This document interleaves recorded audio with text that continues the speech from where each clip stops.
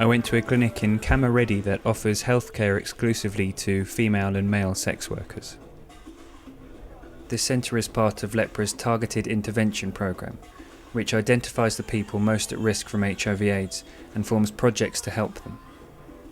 Homosexuality is illegal in India, so male sex workers operate in an even more isolated and secretive way than their female counterparts.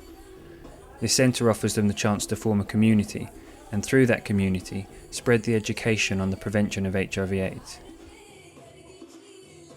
Working together, they have recently raised money for books and schooling for AIDS orphans, and plan to start teaching dance classes, for which this man must be the front runner to teach.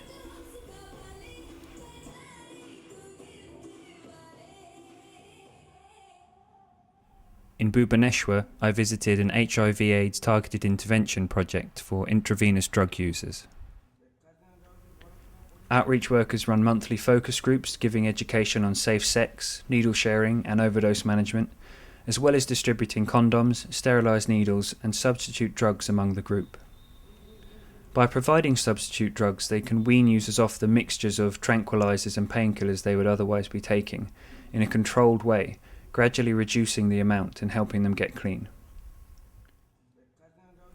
Although these meetings are currently held where the drug users congregate, in this case the cholera ward of an abandoned hospital, in the future the project hopes to liaise with government and police to establish a centre where users can come and receive substitute drugs in a safe and supervised environment.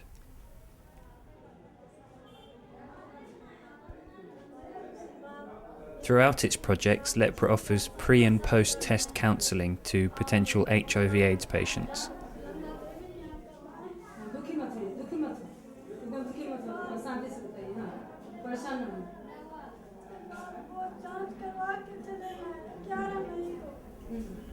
This woman told the counsellor that she had a urinary tract infection, but that her husband was convinced it was AIDS and had thrown her out the house.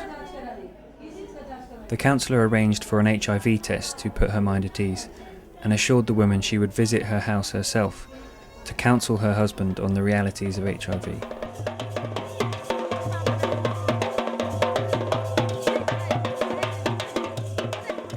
In the village of Tenkar, I saw how Lepra challenges these misconceptions about HIV through community healthcare education programs. After the drumming attracts a crowd, the Loka Chaitana drama group put on a street play that challenges the myths about how HIV is prevented and spread, and educates on the need to treat HIV-positive people just like any other member of the community.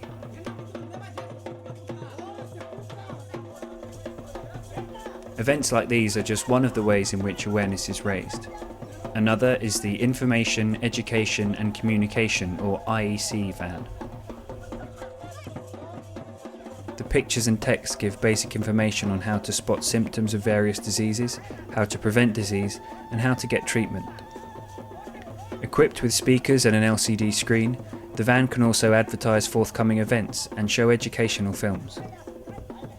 These visual and entertaining events create huge interest, spreading awareness to the largest amount of people possible, irrespective of language spoken, literacy levels, or remoteness of location.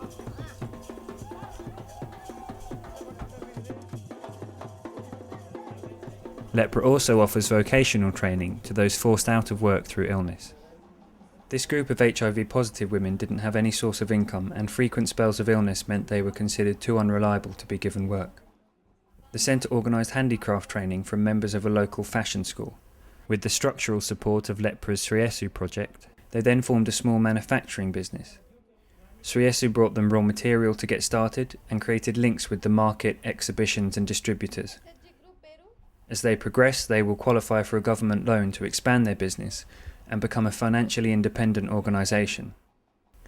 Throughout this process, the group will be further supported with training in business skills.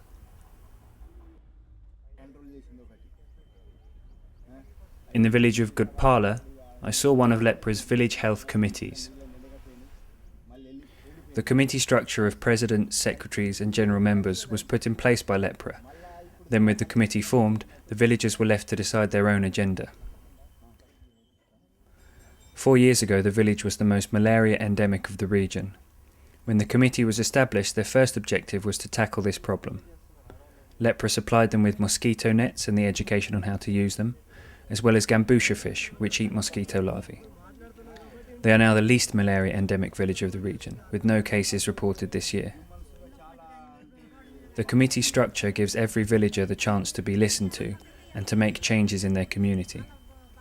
Having solved their malaria problem, the committee is now lobbying the government for improved sanitation, water and electricity supply. While Lepra maintains supervision of these groups after they are established, they are very much independent and self-sustaining.